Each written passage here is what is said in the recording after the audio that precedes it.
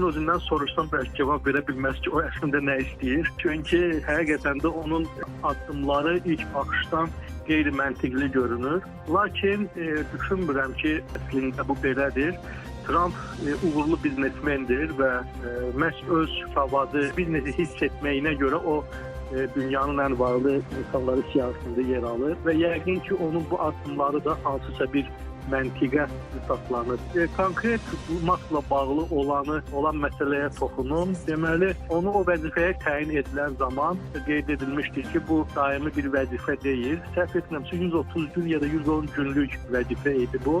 Bu müddət ərzində Elon Musk onun qarşısına qoyduğu məqsədləri həyata keçirməli idi. Bu müddət bitdi və bundan sonra Elon Musk öz adi işlərinə qayıdır. Mən Elon Musk'ın uzaqlaşdırılmasını başqa bir şeylə əlaqələndirmək istəmirəm. O, qısa müddət ərzində Amerika büdcəsinin səmərələşdirilməsi ilə bağlı işləməli idi.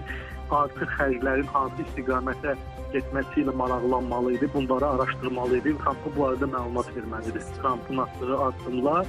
Siyasi ilə bağlı onu deyə bilərəm ki, Donald Trump biraz daha irəli baxır.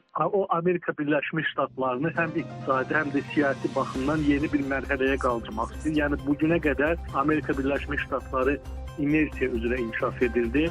Necə qəbul olunmuşdursa, yəni Avropaya görə, Avropa təhlükəsizliyinə görə öhdəliyi öz üzərinə götürmək, iqtisadiyyatda hər kəsə kömək etmək. Trump bu işə biraz biznesmen kimi yanaşır. Həqiqətən də belədir. Belə davam edərsə, yaxın müddətdən, təxminən bir 10 ildən sonra dünyada birinci ölkə ABŞ yox, Çin olacaq. Və o da bunun qarşısını almaq üçün həm siyasi, həm də iqtisadi baxımdan düzgün hesab etdiyi addımlar atır.